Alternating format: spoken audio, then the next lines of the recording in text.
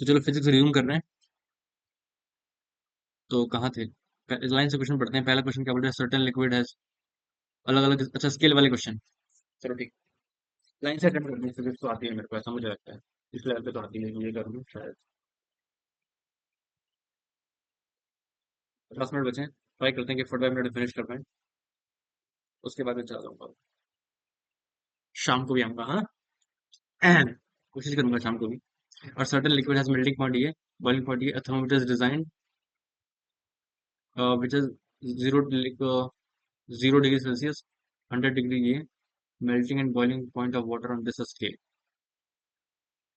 A certain liquid has ये, melting point ये, boiling point ये, a thermometer is designed with this liquid, melting and boiling point of water on this scale. ये क्यों दिया है फिर? A certain liquid has melting point ये काम करते हैं। सबसे पहले बिल्कुल स्ट्रेट फॉरवर्ड क्वेश्चन अपने सॉल्व करते हैं। ये थोड़ा सा लैंग्वेज वियर्ड कर रखा है जानबूझ के। सबसे आसान वाले क्वेश्चन करें। ये भी छोड़, ये भी छोड़, इसमें वर्क डन निकालना है। तो टी बाई, इसमें टी बाई कांस्टेंट है, तो ये आइसोबैरिक हो गया। और ये वाला क्या है? तो नेट एक्सचेंज हीट दे रखा है। ये कर सकते हैं, ये जल्दी हो जाएगा, ये कर सकते हैं। थोड़ा सा अच्छा सा पेपर लग रहा है क्या फिर उसको? तो अच्छा तो नहीं होगा, मतलब मोटेट हो। ये वाला आइसोबैरिक हो गया, सॉरी आइसोकोरिक हो गया। ये वाला आइसोकोरिक हो गया, वोल्टेज जीरो हो गया। ये वाला जो देखोगे तो ये आइसोबैरिक है, इसका मुझे निकालना पड़ेगा कि इसलिए हीट दे रखा है टोटल। तो डी क्यू जो टोटल है वो होगा, तो D U one, D Q net, वो simply D W one plus D W two plus D W three होने वाला है। तो अगर इंटरनल एनर्जी तो ओवरऑल सिस्टम पे जीरो हो जाएगी, क्योंकि साइक्लिक प्रोसेस। तो अगर तुम एक एक का ये देखोगे वन टू थ्री, तो एक तो जीरो हो गया। अब बचा ये वाला तुम निकालोगे तो क्या होगा? ये आइसोबैरिक है ना, और टेम्परेचर डिफरेंस तुम्हें पता है 300 से 600। तो देखो 1 to 2 क्या हो रहा है? T by V equal to constant, और वॉल्यूम इंक्रीज करा तो वर्किंग पॉजिटिव आएगा। तो प्रेशर कांस्टेंट है तो कितना होता है वर्किंग? पीडीवी, पीडीवी कितना होता है? NR delta T. तो टू मोल्स दे रखे हैं, एनआर एन कितना है? टू। आर कितना है? आर होता है 8.3 दे रखा है, मतलब तुम्हें यहाँ पे आर 8.3, डेल्टा टी होगा 300। तो ये आ जाएगा तुम्हारे पास 2 into 8.3 कितना होता है? 16.6 इंटू 300 इंटू 1। तो 166 इंटू 3, ये आ जाएगा working whether gas in 2 to 3, यही निकालना है।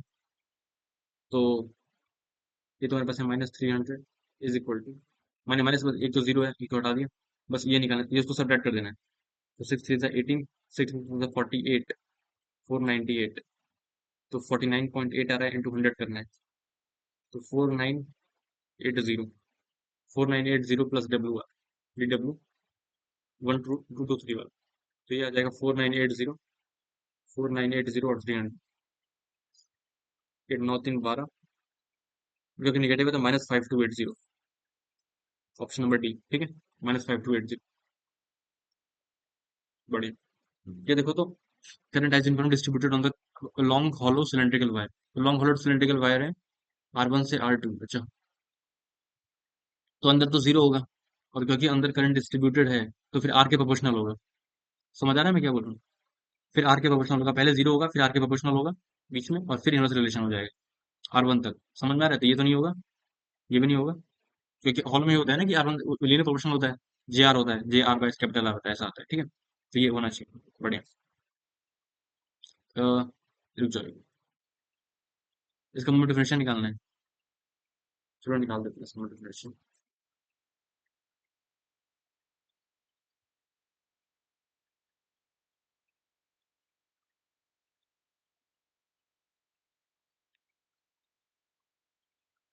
The arrangement of the rod each of mass M L length है, तो इसकी ये कितना आ जाएगा? इसके अबाउट आएगा मेरा स्क्वायर बाय 12, इसके अबाउट आएगा मेरा स्क्वायर बाय 12। तीनों रॉड एल है, ठीक है। तो ये लेंथ भी तुम्हें पता चल जाएगी, √3l/2। ये भी है मेरा स्क्वायर बाय 12, ये भी है मेरा स्क्वायर बाय 12, ये भी इसके बटे मेरा स्क्वायर बाय 12, और ये हाइट पता चल जाएगी। इनफैक्ट बस इसका निकालते हैं, ठीक है। तो इसके बड़े निकालना है ना, तो ये कितनी होगी? L/2, ये L/2, और ये सेंटर मास से डिस्टेंस निकालो, ठीक है। तो ml² बाय 12, बस उस वाले चैम्प का निकालो, पूरा सिमेट्रिक है इसके। मुझे और सी निकालना है, तो ml² by 12 plus ml² by 12 plus ml² by 12। ये तो इंडिविजुअल कॉन्ट्रीब्यूशन सेंटर मास के प्लस एम डी स्क्वायर, तो एम एल बाय फोर का whole square plus M L by four का होल स्क्वायर। इनफैक्ट हम डायरेक्टली लिख सकते हैं ये इसका one by three M L square होगा इसके बाद, बट स्टिल प्लस ये कितना होगा, root three L by two, तो M into root three L by two का होल स्क्वायर इंटू क्या करना है तुमको, टू करना। तो ये हो जाएगा M L square by three, sorry four, M L square by four plus M L square by eight, two into plus three by four M L square plus M L square by eight into two, nine by eight M L square into two, तो nine by four M L square. Okay, nine by four नहीं है, उसी से मिलता जुलता एक और option है। एक मिनट रुक जाओ, अभी मैंने फिर कट कर दिया, अबे यार।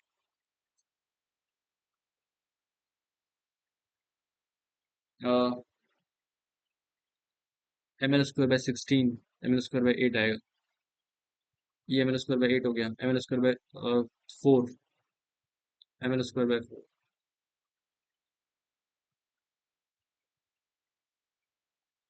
हम्म,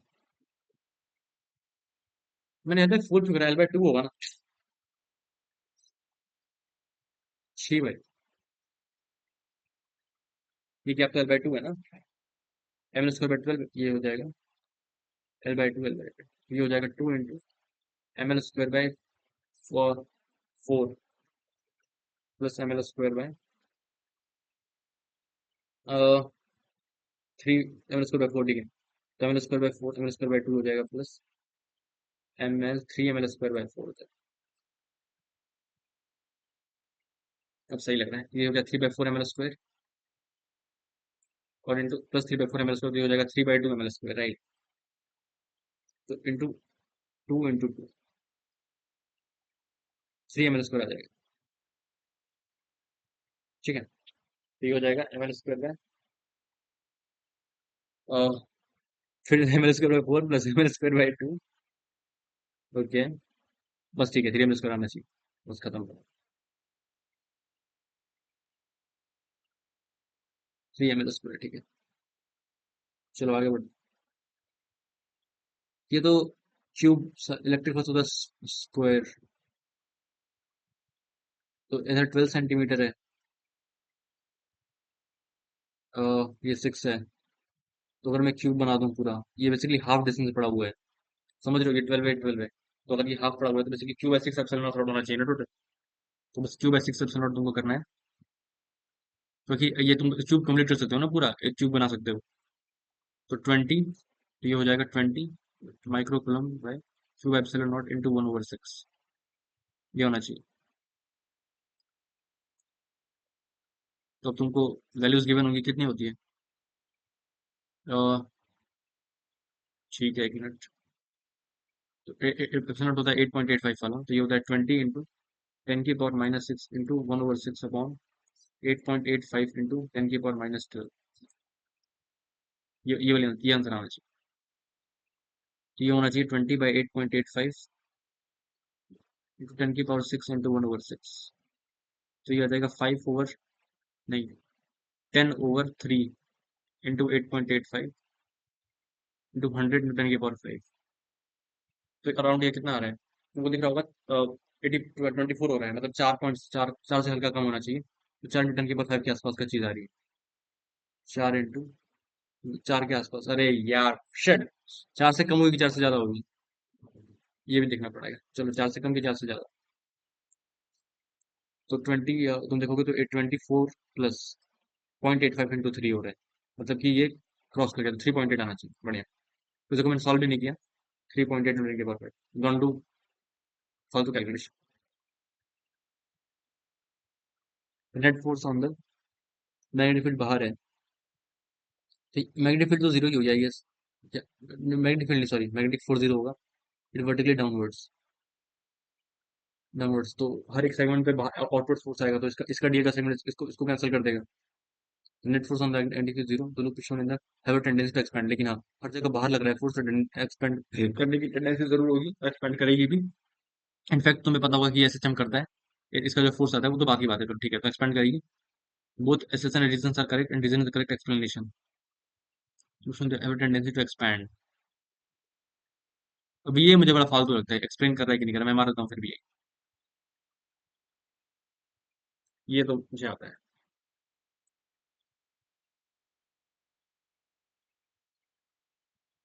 और मेरे पास है 40 मिनट, इतने में शायद हम फिनिश कर सकते हैं। Let us try. मेरा रिकॉर्डिंग तो ऑन करी है ना। कितने मिनट हुए? 10 मिनट, ठीक है। The wavelength of a spectral line of emitted by the hydrogen atom in Balmer series, Balmer series Lyman Balmer n equal to 2, n equal to 2 पे आ रहा है वहीं ऊपर से। मान लिया 1 बाय लैम्डा इक्वल टू क्या होता है, R Z square, 1 by N one square minus 1 by N two square, तो 1/4 minus 1 by N square. Hydrogen atom में तो जेड वन हो गया, तो ये हो जाएगा 3r/16, उल्टा कर दिया, is equal to R into 1/4 minus 1 by N square. R से आर कॉट कैंसिल, तो 3/16 equal to 1/4 minus 1 by N square, तो 1 by N square equal to 4/16 minus 3/16, तो एन स्क्वायर इक्वल टू 16, मतलब एन इक्वल टू 4। चलो बढ़िया, आगे बढ़ते हैं। ये क्वेश्चन क्या बोल रहा है?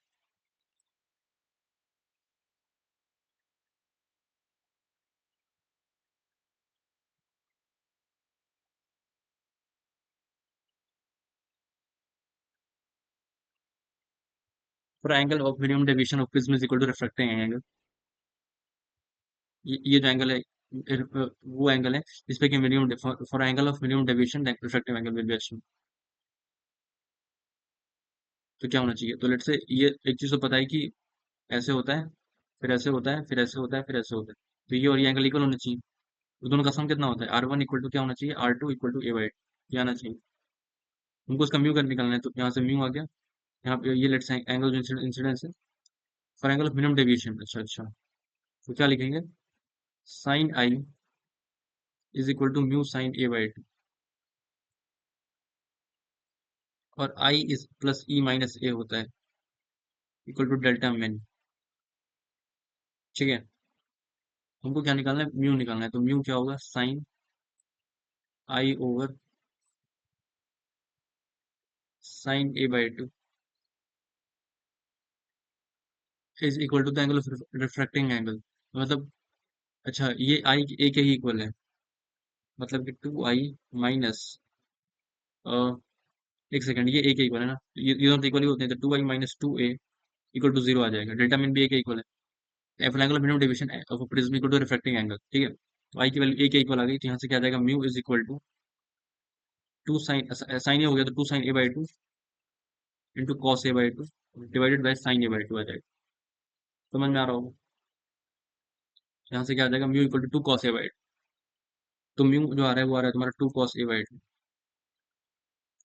तो रिफ्रैक्टिव इंडेक्स होगा इस पर्टिकुलर इस चीज का, वो क्या होगा? इस for angle must be made of, for the angle of minimum deviation of a prism equal to refracting angle lies between 2 and √2। अब √2 कब आएगा? जब ये यहाँ पे वो ना हो, मतलब ग्रेटर देन 2 तो नहीं हो सकता, मतलब ये तो गलत है, ऑफ लेस देन 1। ये यहाँ कहाँ से ऑप्शन बनाए गए हैं, मतलब prism must be made of refractive index,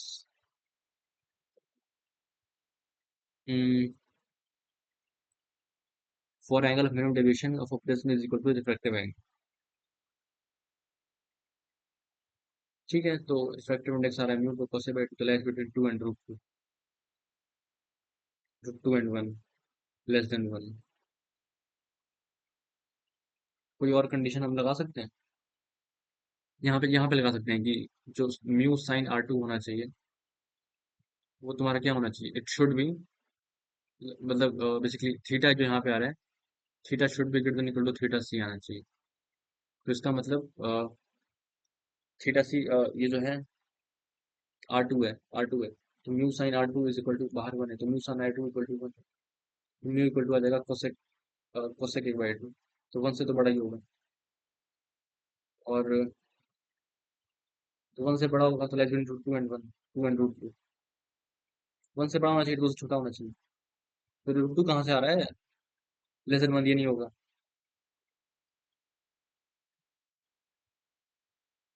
तो मेरे हिसाब से हम इससे जाते हैं, lies between two and root two. One and root two से बड़ा होना चाहिए था। पर मुझे कुछ दिख नहीं रहा है, मुझे क्वेश्चन अजीब सा लग रहा है, पर ठीक है, मैं इसमें मार देता हूँ। बढ़िया, आगे बढ़ते हैं। ये क्या बोल रहे हैं? चलो एक सेकंड, आगे बढ़ते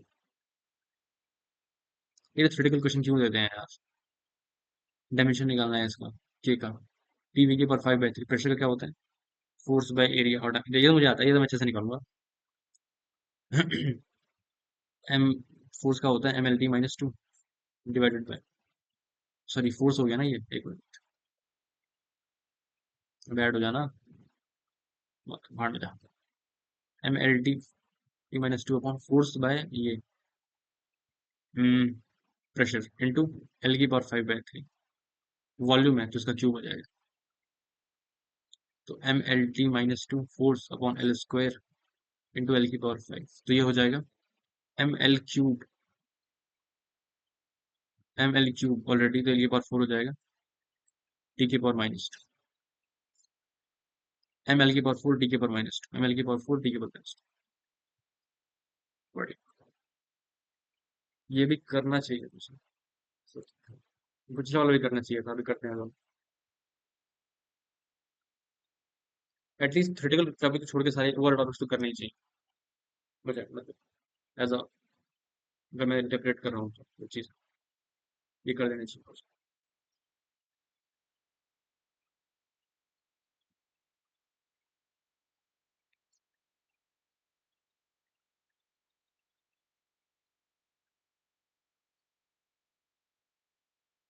ये तो कर ही सकते हैं, इतना तो कर ही सकते हैं।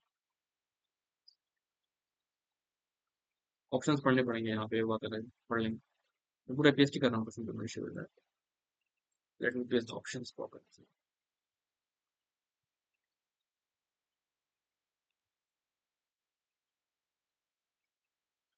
चलो, तो ये देखो, a cylindrical metallic rod is in thermal contact with two reservoir,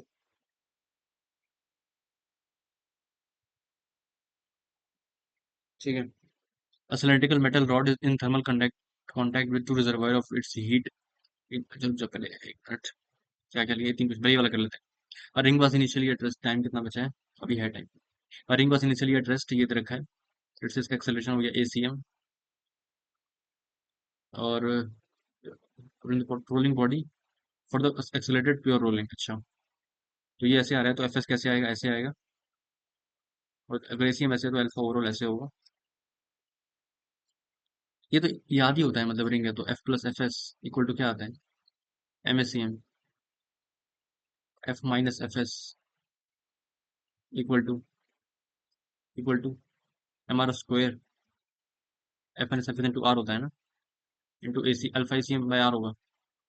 F-FS कितना आ जाएगा? रिंग है तो MACM आ जाएगा, तो यहाँ से आ जाएगा, दोनों को ऐड कर दिया तो FS इक्वल टू आ जाएगा 0। FS आ गया 0, तो the static friction must act, static option से चाहिए, यहाँ से ले लेते हैं, चलो।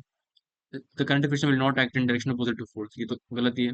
Static friction must, the friction will not act in the backward direction, the static friction must act. If the rolling body is a disk, the static friction will be acting in the backward direction. ये सही है। अगर disc होगी तो वो friction आगे ही लगे, वो दिख भी रहा हो। स्टैटिक फ्रिक्शन मस्ट एक्ट, ये तो फ्रिक्शन तो लग ही नहीं रहा, मतलब कहने का मतलब नटशेल, तो इसलिए ये भी most most appropriate will be this. Friction आगे तब लगने लगेगा जब वो बॉडी, क्योंकि यहाँ पे आ जाएगा MACM/2 आ जाएगा, समझ रहे हो? तो most good option will be option B, इसके लिए ऑप्शन डी है। बाकी ये वाला सॉल्व करते हैं, ये वाले।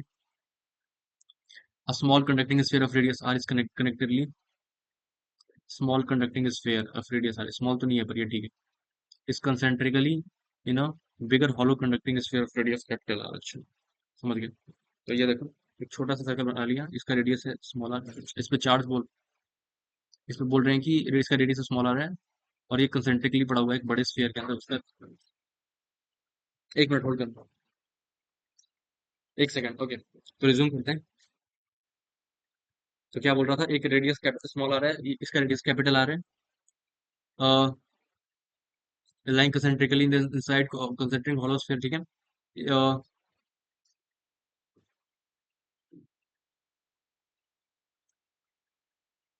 एक सेकंड होल्ड करो, मैं वेट करूँ।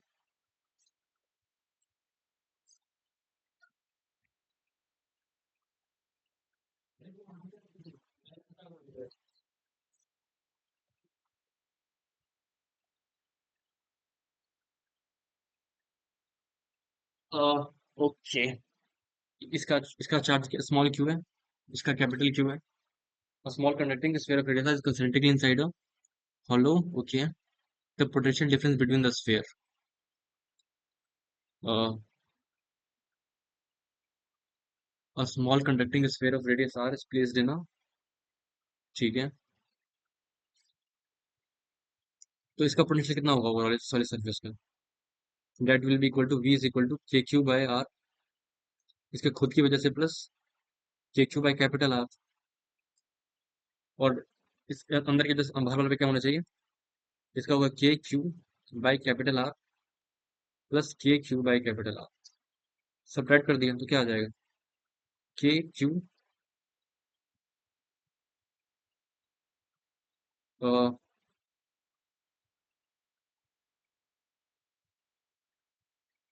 Q one by R minus one by capital R आ जाएगा। तो this time will be option number A, ठीक है। बढ़िया। यहाँ पे क्या बोल रहे हैं, cylindrically metallic rod is in thermal contact with two reservoirs of heat at its end in equal amount of heat q in time t. The metallic rod is melted and the material is melted in the form of, अच्छा अच्छा, तो एक cylindrically metallic rod है, thermal contact कर रखा है दो reservoir के साथ, ठीक है, दो रिजर्वायर लगा दिया यहाँ पे। उसके बाद बोल रहे हैं क्यू हीट गई है, तो इसका लेट्स से जो लेंथ है वो एल मान लिया, क्रॉस सेक्शन एरिया एस मान लिया, ये हो जाएगा। जो हीट गई है वो क्यू गई है, तो what we can write actually as Q is equal to, मतलब Q by T, that will be K A T two minus T one, तो टेम्परेचर डिफरेंस मान लिया डेल्टा टी बाय एल। तो यहाँ से क्या आ जाएगा, ये एक इक्वेशन आ गई। और दूसरा क्या है, उसी मेटेलिक रॉड को मेल्ट किया गया और ट्रांसफॉर्म करा गया, जो उसकी जो रॉड की जो रेडियस है वो हाफ है, okay, rod of half the radius of the original rod, material material is formed in the, अच्छा अच्छा, तो इसका जो एरिया होगा पाई आर स्क्वायर होगा पहली बात, और उसको उसके रेडियस को इन्होंने क्या करा है, हाफ कर दिया है, okay, is melted and the material is formed into a rod end of the half radius of the original rod. अच्छा, यहाँ पे एक चीज बतानी चाहिए एक्चुअली कि melted and material formed in the, कि वो लेंथ उन्होंने चेंज करी है कि नहीं, क्योंकि जैसे अगर एरिया हाफ करे तो कैन बी पॉसिबल, उसी को उन्होंने बोला है कि मेल्टेड और फिर उसको चेंज करा है और फिर ऐसे बनाया गया, इसका मतलब कि लेंथ भी चेंज हुई होगी, तो you can write should be L equal to constant, that implies area जो होगा वो ए से ए बाई फोर हो चुका है, तो एरिया हो चुका है ए से ए बाई फोर, ये समझ आ रहा है, हाफ रेडियस हुई है तो जो लेंथ होनी चाहिए वो हो जाएगी एल से फोर एल। तो इसका मतलब अब जो लिख सकते हैं वो लिख सकते हो डेल्टा क्यू, टाइम तो वही टी है, जो अब जो आएगा वो क्या आएगा, के ए, एक जगह पे A by four, temperature difference delta T है, और जो लेंथ है वो तुम्हारी फोर एल है। अब तुम खुद देखो, ये जो चैम्प आ रहा है, ये जो चैम्प आ रहा है, यार है K A delta T over sixteen L, और ये वाली वैल्यू कितनी थी, ये क्यू थी, तो ये मतलब ये होगा क्यू बाई सिक्सटीन होना चाहिए, ठीक है। ये तीन हमने और कर लिए, लेट्स फिल द ऑप्शंस, तो इसका ये ऑप्शन आ रहा था, और एक मिनट, हाँ, इसका ये आ रहा था, ये तो करानी था, ठीक है, ये हो गया, सर क्यू बाई सिक्सटीन आएगा, ओके, ओके, अभी भी हमारे पास आधे घंटे हैं, ओके, आगे बढ़ते हैं, इसमें हमने 11 कर लिए, आगे बढ़ते हैं, ये वाला देखते हैं, इक्वी कॉन्वेक्स लेंस, सो वेट भाई, एक सेकंड होल्ड कर।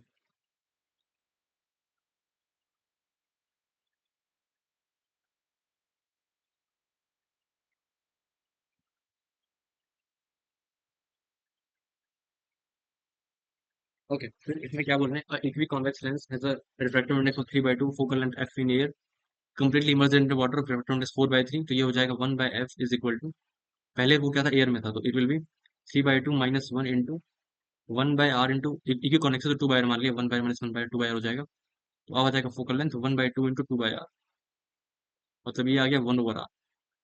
दूसरे केस में लेट से f डैश हो गया, तो 1/f dash is equal to 3/2 upon 4/3 -1 × 2/r, that will be equal to, पहले फोकल रेडियस कैपिटल आर के इक्वल है, और फोकल रेडियस क्या आ जाएगी, क्या आ जाएगा 9/8 -1 × 2/r, मतलब 1/8 × 2/r, मतलब 4/r। इसका मतलब हो जाएगा F dash is equal to r/4। तो पहले थी r, अब हो गई r/4। इसका मतलब r - r/4/r इंटू 100, मतलब 75% का चेंज आ गया ओवरऑल। ठीक है, तो इसका आंसर 75% होना चाहिए। Let me check the option. So 75 चेंटीज है। ओके, ठीक है, ठीक, ये देखो।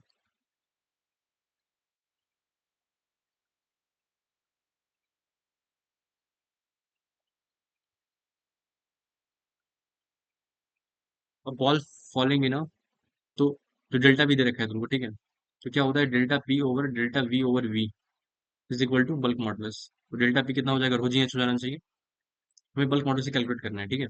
तो डेल्टा पी तुम्हारा है रो जी एच, तो रो तुम 1000 kg/m³ ले लो, और रो जी एच अपन डेल्टा वी ओवर वी, तो 0.1%। तो 0.1% मतलब ये 100 नहीं है, तो इसका मतलब होगा delta V over V into 100 should be equal to 0.1। तो डेल्टा वी ये कितना होगा, delta V over V will be equal to 10⁻³ तो ये आएगा 10⁻³ तो ये आएगा 2 इंटू 3 3 6 इंटू 10⁻³ तो that will be equal to 2 into 10⁻৯।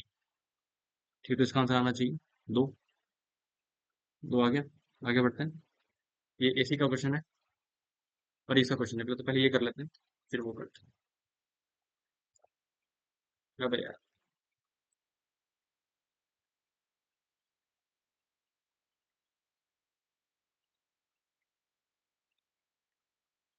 the accept velocity from the planet is a v naught, the accept velocity from a planet having it twice the radius। तो क्या formula होता है, √2gm/R। तो अर्थ पे एक planet पे we not है, और दूसरा प्लेनेट है जिसपे क्या है, रेडियस उसकी ट्वाइस है, बट डेंसिटी सेम है। तो मास कितना हो जाएगा, mass will be equal to density same बोल रखी है, और जो रेडियस है वो ट्वाइस है, तो 4π/3 इंटू 2r का क्यूब। इसका मतलब क्या हो जाएगा, ये इसका जो मास होगा उसका 8m होगा, तो ये हो जाएगा 2g × 8m, और जो रेडियस है वो ट्वाइस है। इसका मतलब ये 4 बाहर आ रहा है, तो 2 ऑलरेडी बाहर आ जाएगा, 2gm/r। इसका मतलब डेट विल बी 2v0। ठीक है, तो इसका आंसर आएगा 2। बढ़िया। एक मिनट, ये वाला देखो, तो इसमें क्या बोल रहा है,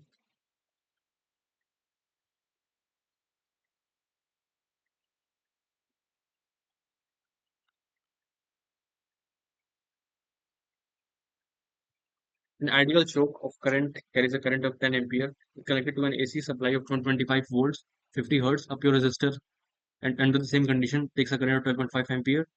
If two are connected and the AC supply 102 volts, then the current in the series combination of the above resistor and inductor। अच्छा, तो एक प्रॉपर आइडियल चौक है, जिसको वो कह रहे हैं, बेसिकली इंडक्टर को कहते हैं ऐसा। तो इस तरीके का है, 10 एम्पियर जा रहा है। Okay, okay. तो एक पहली बात तो इंडक्टर है, उसमें जा रहा है 10 एम्पियर का करंट जा रहा है, जब वो एसी सोर्स से कनेक्ट हो रहा है। 10 एम्पियर, एक सेकंड, 10 एम्पियर जब वो एसी सोर्स से कनेक्ट हो रहा है, और उसका एसी वोल्टेज की आरएमएस वैल्यू गिवन है हमें 125 वोल्ट्स, और ओमेगा जो है वो हो जाएगा 2π × 50, ऐसा। तो जो करंट आएगा कितना आता है, एक्सएल बाय वी बाय, मतलब वी बाय एक्सएल होता है ना करंट, तो यहाँ पे वी आर एम एस की गिवन है, ये होगा आई आर एम एस की वैल्यू। तो ये हो जाएगा, वी आर एम एस हो जाएगा 125 divided by omega into L. Omega कितना है, 100π इंटू, मतलब तू एक्सेल पे ध्यान देना, सिंपली तेरे को एक्सेल ही तो चाहिए आगे भी जाए। इन्होंने क्या बोला है, अच्छा, लेकिन 40 हर्ट्ज कर दिया है, वहाँ पे स्विच करा है क्या, वहाँ पे स्विच करा है क्या probably, because of our cylinder there is an inductor, it is uh, takes a current of, if two are connected in, अच्छा इन दोनों को 40 हर्ट्ज पर कनेक्ट करा गया है। अच्छा, मतलब कि ओमेगा चेंज हो रहा है, ठीक है, ठीक है। You have to take as well, ये हो जाएगा 100π एक्स वी आर में सब एक्स, तो ओमेगा इंटू एल, एल तेरे को निकालना पड़ेगा। ये तेरे को दे रखा है 125, ठीक है। करंट तो 10 है, सॉरी, करंट 10 है। यहाँ से क्या आ जाएगा, 125/100π × 10 should be equal to L. या गई एल की वैल्यू। अब यहाँ पे देखा तो ये क्या दे रखा है 12.5 एम्पियर, तो वो कितना होना चाहिए। और pure resistor is connected in the same condition, तो वो बस simply V R M S by R होता है। और वो तुम्हें दे रखा है 12.5, इसका मतलब ये हुआ वी आर एम एस तुम्हें दे रखा था 125, 125/12.5। इसका मतलब जो आर होगा वो प्रॉपरली 10 आ जाएगा। आर जो होगा वो आएगा 10 ओम्स। तो आर आ गया 10 ओम्स कंफर्टेबल। अब इसके बाद क्या करा है, इन दोनों को कनेक्ट कर दिया सीरीज में। एक इंडक्टर ये रहा, एक रेजिस्टर ये रहा एसी वोल्टेज। इसकी ओमेगा है 40 हर्ट्स। ठीक है, ओमेगा है 40 हर्ट्स। और जो हमें करंट कैलकुलेट करना है ओवरऑल, इसकी आरएमएस वैल्यू दे रखी है एक्चुअली। एसी वोल्टेज इससे 100√2 वोल्ट, ठीक है, ये 100√2 वोल्ट है। सबसे पहले इसके लिए एक्सेल एक्सेल प्राइम निकाला, वो कितना होगा, omega omega prime into L. Omega prime कितना होगा, 2 pi into 40 into L. L कितना है 125/100 पाई इंटू 10। तो यहाँ से पाई कैंसिल कर दिया, जीरो से जीरो कैंसिल कर दिया। 125/8, 125/4/2 ओवर 25/4। 25, ये 5 टाइम्स कैंसिल हो गया, ये 4 टाइम्स कैंसिल हो गया, ये आ गया 10। मतलब ओमेगा डैश एल भी, मतलब जो ये जो वैल्यू है ये भी 10 आ रही है। Let me check as well. तो 125/8, तो ये हो जाएगा 500, ठीक है। तो इसका मतलब ये 10 ओम्स है, और ये जो एक्सेल है ये भी 10 ओम आ रहा है। तो हमें क्या निकालना है, करंट करंट कितना होगा, 100√2 divided by simply 10√2, that will be equal to 10 answer आ जाएगा। तो उन्होंने क्या बोला है, 5 इंटू एन है, तो एन कितना आ जाएगा, इसका भी एन 2 आ जाएगा। ठीक है, इसका भी आंसर 2 है। ओके, इसमें क्या बोल रहा है ये क्वेश्चन, पढ़ते हैं। अभी टाइम कितना बचा है, 19 मिनट्स, ओके।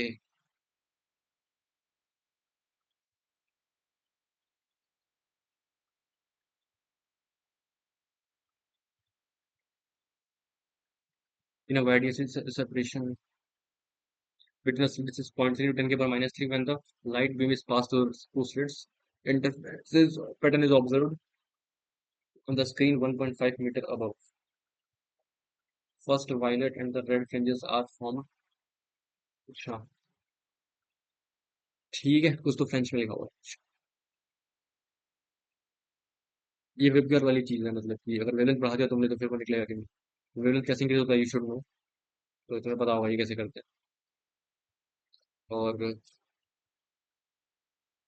ये शायद अच्छा क्वेश्चन लग रहा है, इससे मैं कर देता हूँ।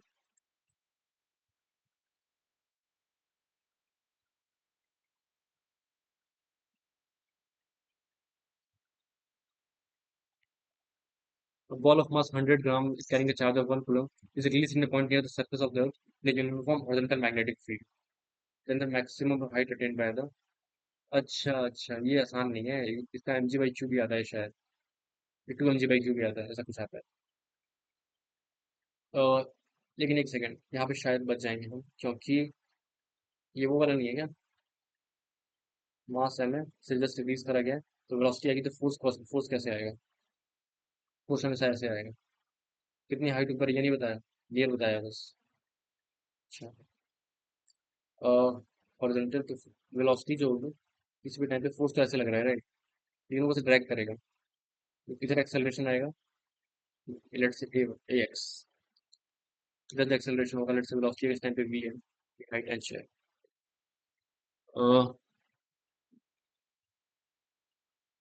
बिफोर हिटिंग द ग्राउंड, लेकिन हाइट तो शायद मैक्सिमम स्पीड कैलकुलेट करनी है।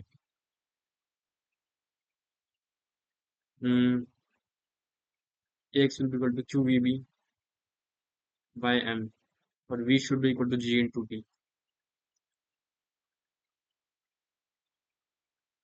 और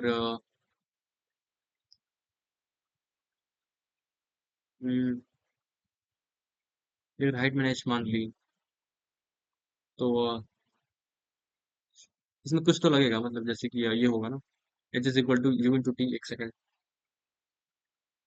बट यू शुड नो, रिमी पार्टिकल के बीच में हाइट कैंसिल हो जाए, ये भी हो सकता है। लेकिन अगर कॉन्टिन्यूस आ रहा है तो ये वेलोसिटी ये वाली भी इंक्रीज होगी, ये फोर्स भी इंक्रीज करेगा।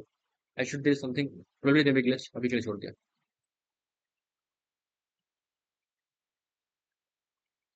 3% constant moving in constant speed of phase, ये तो आसान क्वेश्चन, ये तो कर सकते हैं। चलो ठीक है, बढ़िया। इसको बंद करते हैं।